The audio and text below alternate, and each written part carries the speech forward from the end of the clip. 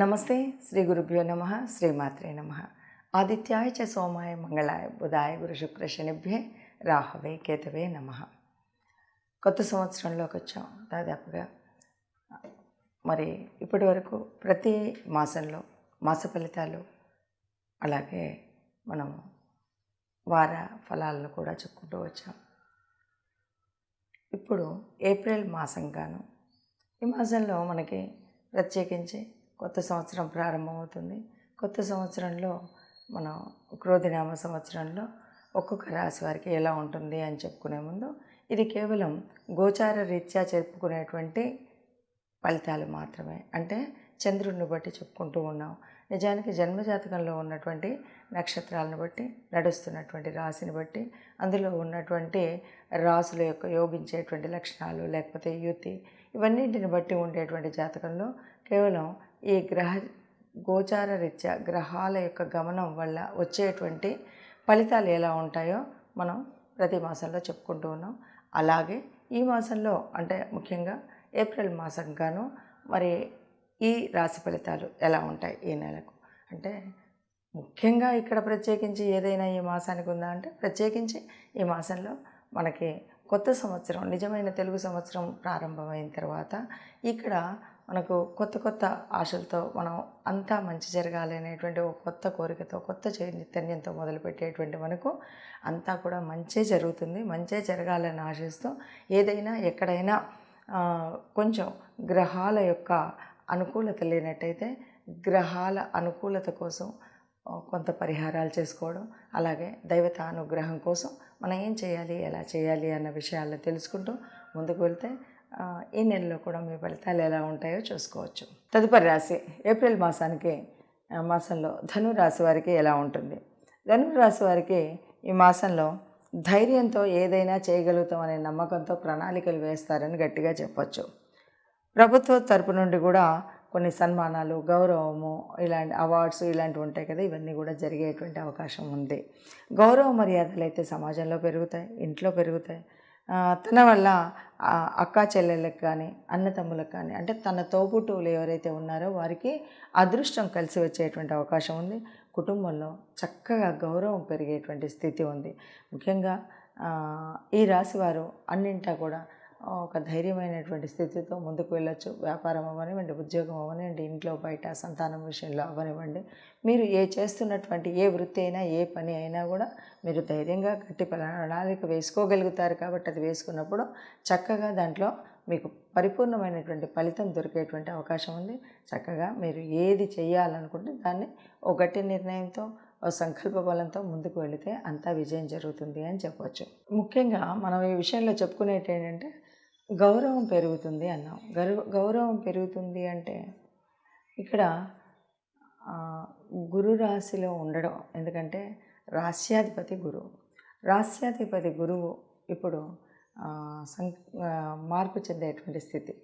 ఈ రాశ్యాధిపతి గురువు అంటేనే ఎవరికైనా ఒక నిర్దిష్టమైనటువంటి ప్రణాళిక ఇవ్వగలిగిన వాడు, ఆచరణ వ్యవహారాలలో సరి అయినటువంటి క్రమశిక్షణ కలిగినటువంటి వాడు, ఎవ్వరికీ ఏ రకమైనటువంటి చెడు చేయకుండా ఒక అవసరమైతే శిక్ష వేసైనా సరే శిక్షణలో పెట్టేటువంటి స్థితి కలిగినటువంటి వాడు గురు.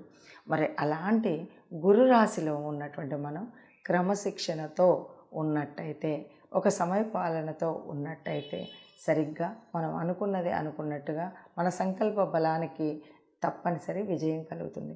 ఆ సంకల్ప బలం గట్టిగా ఉండి గట్టి నిర్ణయాలు తీసుకుని మనం చేయాలనుకున్న పనులు ఏదైనా సరే గట్టి నమ్మకంతో మొదలు పెడితే పరిపూర్ణంగా పూర్తి చేయగలుగుతామని చెప్పవచ్చు. మరి విన్నారు కదా, ఇలా గోచార ఫలితాలు చెప్పగానే ఇది మాకు 100% జరగలేదు అని ఎవరు అనుకోకూడదు. కారణం పదే ప్రతిసారి ఎందుకు చెప్తున్నామంటే, ప్రతిసారి కూడా మళ్ళీ కొత్త వాళ్ళు కొత్తగా అసలు మాది ఇలా ఉంది మీకు ఎలా తెలుసు అని కొంతమంది, అసలు మీకు జ్యోతిషం వచ్చా అన్న వాళ్ళు కూడా ఉన్నారు. కారణం ఏంటంటే, ఒక్కొక్కరికి ఒక్కొక్క జన్మజాతకంలో ఉన్నటువంటి వారి యొక్క ఏం జరుగుతుంది, ఏ దశ ఉంది, ఏ అంతర్దశ ఉంది, ఈ దశలో వారికి ఉన్నటువంటి స్థితి ఏంటి, వీటిని బట్టి కొంత ఫలితాలు ఉంటాయి.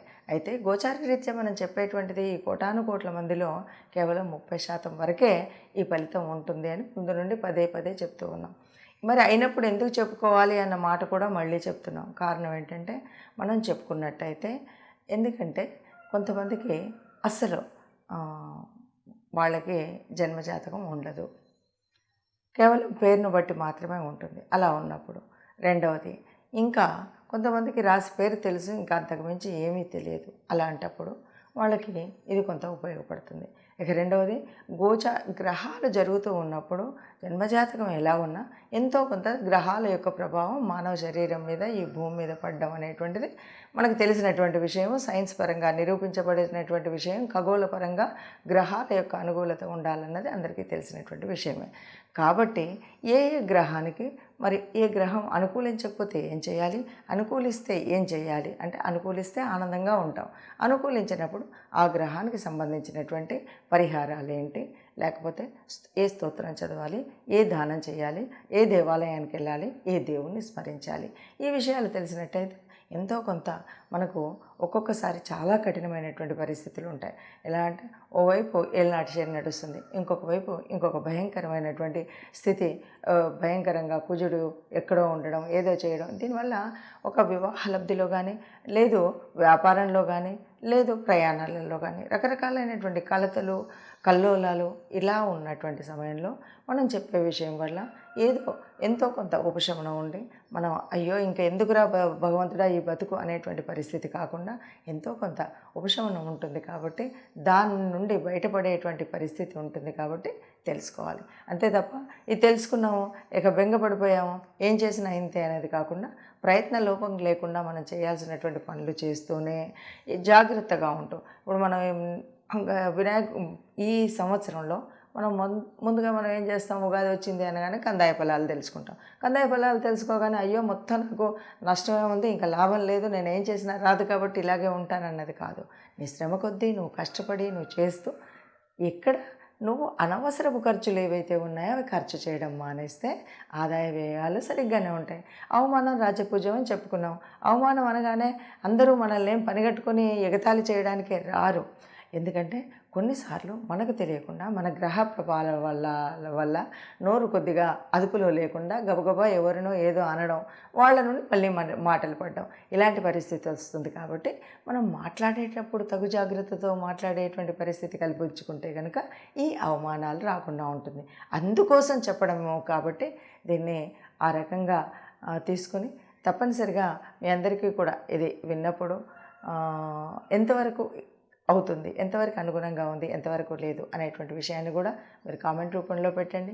నిజంగా ఊరికే ఒక శత్రుత్వం, వీరెవరు చెప్తున్నారు వీరు చెప్తున్నారా అనేటువంటి భావంతో కామెంట్స్ కాకుండా, చెప్పినప్పుడు ఏది నచ్చింది, నచ్చితే లైక్ చేయండి, నచ్చకపోతే కూడా ఇది బాలేదు అనే విషయాన్ని స్పష్టంగా మీ కామెంట్ రూపంలో పెట్టండి.